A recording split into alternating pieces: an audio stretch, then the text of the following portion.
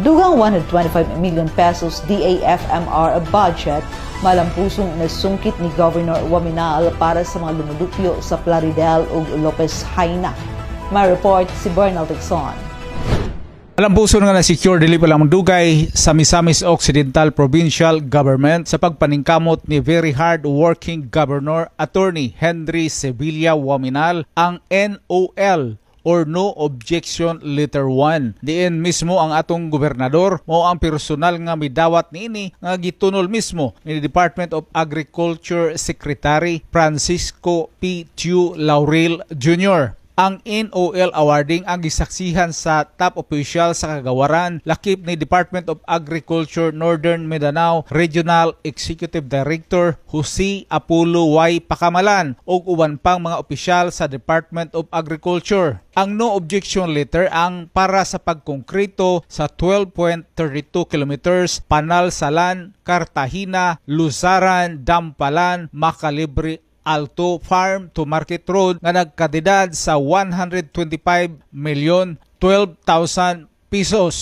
Kansang makapahimulos niini nga DEPRDP Scale Up Initiatives mao ang mga lumulupyo mismo sa lungsod sa Plaridel ug Lupisaina, Misamis Occidental. Kini nga FMR project mo'y bunga sa walay hunong nga pagpaningkamot ug kakugi sa atong gobernador kinsa nagmakanunayon nga naninguha sa naandan niini nga diskarte kaniadto pa sukad nga siya ang kongresista sa segundo distrito diin personal gayud siyang mobisita sa opisina sa national ug regional nga mga ahensya sa gobyerno para makapangayog project. Ang pag-aproba sa 12.32 kilometro nga Panalsalan, Cartagena, Luzaran, Dampalan, Macalibre Alto FMR nahimong opisyal pinaagi sa pagpagawa sa usa ka NOL gikan sa DEPRDP. Nagtimaan kini sa usa ka hinungdanon nga milestone sa pagpalambo sa infrastruktura sa lalawigan. Ang walay kapoy nga pagpaningkamot ni Governor Henry Waminal para ma-realize ang nasangpit nga proyekto nagpakita sa iyang dili matugkad nga pagpaningkamot sa pagpauswag sa infrastruktura sa lalawigan labi na sa mga kabukiran.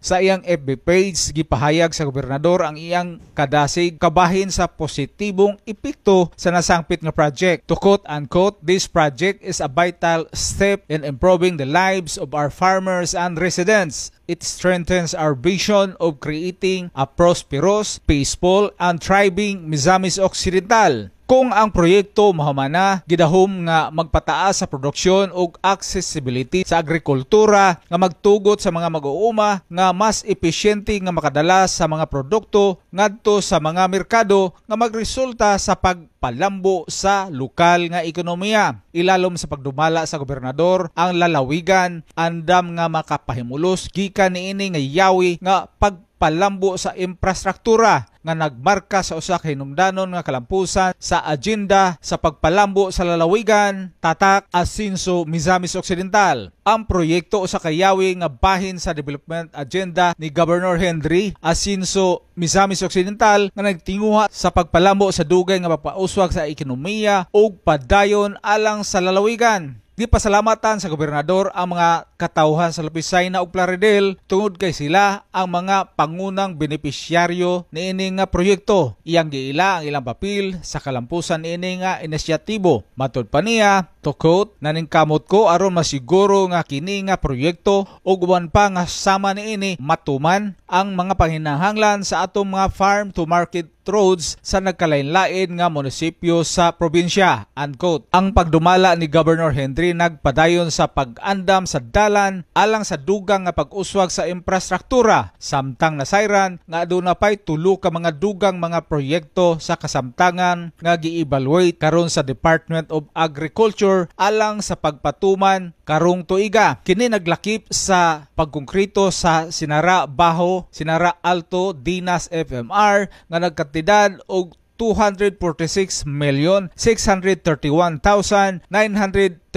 pesos and 68 centavos. Ang pagkongkrito usab sa San Isidro Mitugas Alto, Mali Baksan FMR nga nagkantidad usab og 401,586,632 pesos and 75 centavos. Lakip na usab niini ang pagkongkrito sa landing Lusot Magsaysay del Pilar FMR nga nagkantidad usab og 142,620,695 pesos and 58 centavos. Ang pag-aprobaha sa Panarsalan, Cartagena, Luzaran, Dampalan, Macalibre Alto FMR usa ka pamatuod sa walay hunong nga pagpaningkamot ni Governor Waminal alang sa kalambuan sa mga kabukiran. Samtang nagpadayon ang lalawigan sa pag-uswag uban niini nga makabag-o nga mga proyekto sa infrastruktura. Ang iyang pagdumala nagpadayon sa paglambo o pag-asinso nga nag-uswag sa kinabuhi sa mga residente sa Misamis Occidental, ilabi na sa mga komunidad sa agrikultura. Base usab kini sa Development Trust mantra sa Department of Agriculture nga nagkanayon, masaganang agrikultura, maunlad na ekonomiya ug ang asenso mantra sa misok nga ang mga misamisnon magpuyong malinawon, malambuon ug